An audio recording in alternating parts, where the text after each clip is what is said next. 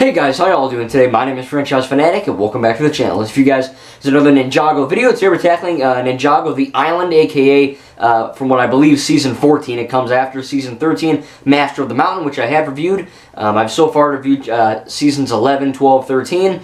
Technically, some people say that Seabound, the Nia-centric one, that's Season 14. I call it Season 15. The Island is only 4 episodes, kind of like March of the Oni Season 10. Now, Season 11 and 12, I think Season 11 was the Fire chapter and the Ice chapter, that with 30 episodes. Season 12 and 13 had around 16, and now 14, The Island, has only 4. So I cranked them out in one sitting. But yeah, so this is going to be kind of a shorter review because, again, there's only 4.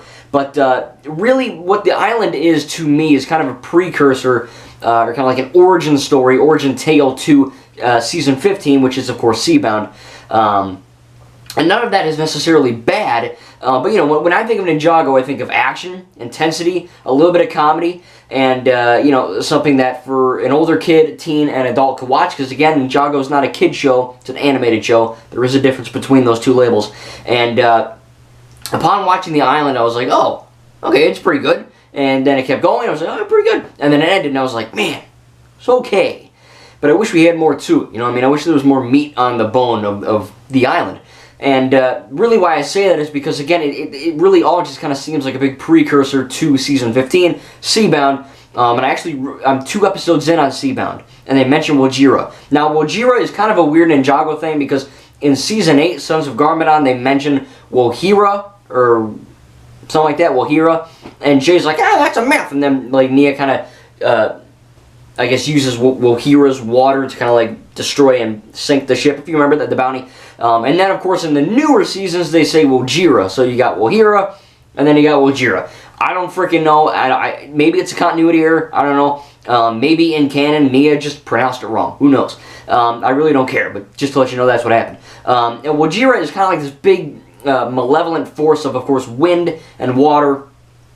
And then all kind of comes to a head with The Island, where Clutch Powers and Misako and Master Wu and a few other guys, I think Dwayne, Clutch Powers' assistant, they all kind of go missing because Misako is essentially trying to kind of do a little expedition, just kind of chart this uncharted island land, and they get captured by these purple guys. And look, it's good, it's not great. I'll tell you that. It's personally one of my least favorite seasons, and it's not because it's bad. It's just when I think of Ninjago, I think of these massive stories that have layers upon layers of themes and messages and plot points and twists and turns, and that's what 13 and 12 and basically 1 through 13 did for us. And this one just doesn't have it because it's so short. It's only 4. And I know March of the Oni was the same thing but March of the Oni was different because it was setting up kind of the quote-unquote end of Ninjago, and then they kept going. This kind of feels like, you know, like I said, like the prequel to the original, which is, you know, Seabound.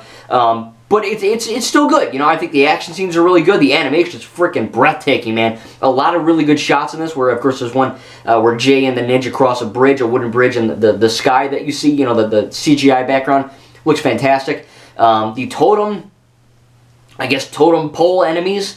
At first, I was like, that's kind of weird. But then I remembered in Season 1, you had, like, the effing mud monsters, where Wu and Garmadon fought, if you remember that. So, you know, Ninjago is not, you're not only seeing minifigures, you know what I mean? Because when you really think about it, it's a Lego show, but nothing is Lego except for the guys. And really, the way I see Ninjago is, really quickly, is that, you know, because of the new stuff they have, like anime segments, which are pretty good, I think. I really enjoy that. But I think that, you know, when you look at the minifigures and you're like, oh, it's a Lego show, they don't build with Lego bricks. There's nothing in the entire canon world of this show is made out of Lego bricks except for the minifigures. But they mention multiple times throughout the entire show, they have bones, they have blood, and they have organs. So it's not like, you know, you take your arm off and you go, it's back on, like the Lego Ninjago movie, right? These ninja, they're basically like humans. We're in a human world, except the medium that they're telling the story is through Lego minifigures. That's what the point is. That's why they're able to get away with anime segments and the newer stuff, because it's not, you know, they're not like building bricks, you know. It's not a Lego world. There's just Lego in it. And that's just the medium they chose to tell it with, which I think is freaking awesome. But, you know, so having those totem pole, those big-ass totem dudes that are like swinging samurai swords, look, they're not that menacing, but they are kind of cool. I like how there's this big fight scene where Jay and Zane and Nia and Kai and Cole, they're all kind of like shooting their powers and zapping them and all that, and they're kind of like regurgitating them back. I think that was kind of cool. Clutch Powers is basically a complete dipshiz. He's an entire jerk. When I saw the Adventures of Clutch Powers movie as a kid, and I'm still watching it as an adult, it's a really good movie. It's not perfect, but it's pretty good. That Clutch Powers, that's the version that we were expecting in Ninjago. Because they name drop in season 1, Cole. He's like, my dad, Clutch Powers. Yeah, that's him. And I was like, oh, okay, cool. And then he never actually showed up. And then, of course, season 11, the Fire chapter, he kind of showed up. And he was kind of a jerk, kind of a dirtbag, kind of a loser, and a wimp. And again, this is a different Clutch Powers. It's just the same name. They happen to look a little bit different. They're voiced by different guys, and they're completely different. The Clutch in the movie is like your average badass guy. He's got a deep voice, and he's cool, And then this one, he's just like, hey guys, I'm gonna go steal the amulet. That's what he does. And it's not a bad character, but the fact that he does so much dumb things, they're like, where's Clutch? Oh, he's probably stealing the amulet. And then Nia's like, is he dumb enough to steal the amulet? And they're like, I think so. And then it quick cuts to him trying to steal the amulet. So it's kind of, it's not a bad character, and he's in there. And I think Dwayne, the assistant, is kind of funny. This season, especially Jay, I think there's certain moments in season 1 through I guess 13 where Jay is funny, but he's the stereotypical quote unquote funny guy. He's the comic relief, but Jay's not just the comedic relief. He actually is a really solid and well-rounded character, and he is funny though. Sometimes he isn't. Sometimes he is. And The Island, 99% of his jokes were really funny. I think that the voice actor, Michael Adams' wife or whatever, he's pretty good. He's always been good since the pilot. But I do think that this one especially, he really makes it extremely funny. And his line delivery, I think that was pretty cool. I like the whole element, like I said, with Wojiro, whatever. They're kind of like this, malevolent force that they're kind of having to deal with. The whole amulet thing. Watching season 14, The Island, you're like, what's the deal with the amulet? Why is Rojiro still down there? And these will get probably answered in Seabound in season 15 that I'm currently watching now. But I like the fact that they kind of foreshadow the events of Ronin. Because Ronin's a good guy and he's also a bad guy. He's kind of like Deadpool or Deathstroke, or Boba Fett. He'll do whatever the fudge he can to get a quick buck. If it's helping the good guys, the ninja, or if it's helping the bad guys, the purple demon dudes. And that's not their name. But I do think that it's pretty cool that they're doing that. And in the first episode, it literally foreshadows that he captures Fugidove for money. And then episode 4, he's like, oh yeah, well, I'm using the convicts I caught to help me get some loot. And look, that is something Ronin would 100% do. I read a lot of people on YouTube, saw a lot of people on YouTube, kind of like the sequel trilogy, when they take Finn, right? Finn has a great character arc in all the movies. Fantastic character. Very well written. Awesome. And then people go, oh, well, he wasn't a Jedi. He didn't get with Rey. He didn't do anything. His character sucks. And then I'm like, well, just like the show, just because something didn't happen the way you wanted it to happen doesn't mean it's inherently bad. A lot of people wanted Wojiro to be this badass dragon that, melts everything. No, it's just like a Scooby-Doo plot with Ronin.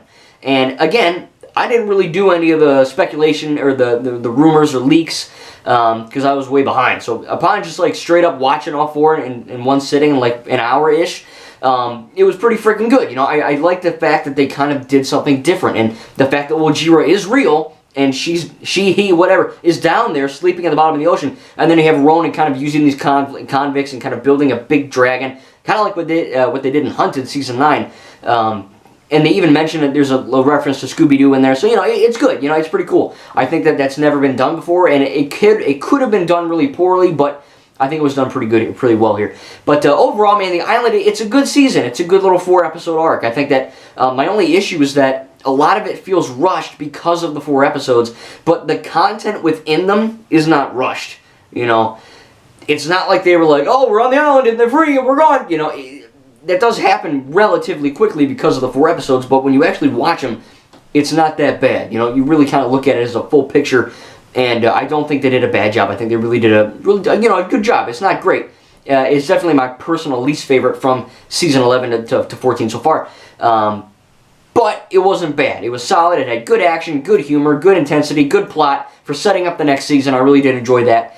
And, you know, I think that it was a pretty cool addition to the canon and to the lore. I think Twitchy Tim was a pretty cool addition. I was kind of worried that he was going to be really funny, just, you know, zapping around the whole time. And he did zap a lot, and I think that his character arc is not extremely well done, but it's okay. You know, he gets kind of effed up by this Wojira lightning storm, and he's like, look, besides getting his memory reset after a few times, because again, getting struck by lightning 12 times would probably do that to you. He probably should have been dead. He's probably lucky to be alive. But I do think that, you know, when he keeps resetting, it's kind of like the ninja look at him like, man, what a hopeless jerk, you know, like what a complete and utter loser this guy is. He keeps resetting, and then, you know, Twitchy Tim kind of goes through this quote unquote character arc of, you know, he's scared to go back in the island, he's scared to confront his fears, he's scared to help people, he's scared to even remotely go near that island again. And the fact that he does it for the ninja shows that he can overcome his fear, especially for a friend. So I think that was it's not, you know, as deep as another season or whatever, but it's a good season. For 4 episodes, I think they managed to get that Twitchy Tim character arc pretty good. So again, I enjoyed the island. You know, it's a little rushed, but it's nothing that we haven't seen. You know, it's like March of the Oni. 4 episodes, you're done. You know, it's not that bad. Is it fantastic? No, there's nothing really special about it, but there's nothing bad about it. You know what I mean? It's just average. I rank it a little higher than The Hands of Time, I think, and Day of the Departed. So, kind of like the Fire chapter. Great, good, not bad. Anyway, yeah, I can't wait to watch Seabound. If you want me to review that, I will put spoilers, because I know it's, I guess, legally not here yet. But, you know, what are you going to do? I'm already 2 in, so I'm just going to keep going. I enjoyed it so far. Misdemeanor, pretty cool. I think the whole Nia thing's pretty neat. Maya and Ray kind of coming back to help her, I think is pretty cool. And I'll review that when I get to 15 in a little bit here, because I got to do 16 or something of those. So it's going to take a little bit longer than the Island did with only 4. But anyway, tell me what you think about Ninjago the Island. Did you love it? Did you hate it? Did you think it was okay? Again, I really thought it was good. Nothing, you know, it's amazing. You know, nothing like 13 or 12 in this new arc series, or, you know, continuation. But it was good. I think I enjoyed it, and I can't wait to watch it again. It's about 40 minutes total. You know, 4 episodes are around 11 minutes each, and I enjoyed it. So again, thank you guys, and I can't wait to review Season 15. If you have any Ninjago videos, any kind of discussion videos, or whatever you want to do, Ran, I have seen 1 through 14 so far. I just have to finish Seabound 15. So again, if there's anything you want me to talk about Ninjago-wise, any questions, any opinions, you know, my favorite season, my favorite arc, whatever, tell me in the comments, and I'll make sure to respond, and I'll make a different video on it. Again, can't wait to finish up Season 15 and review it right here. If you want more Ninjago content, make sure to stay subscribed, hit the bell icon, and hey, maybe give the video a thumbs up if you enjoyed. Thank you guys, and we'll see you in the next video.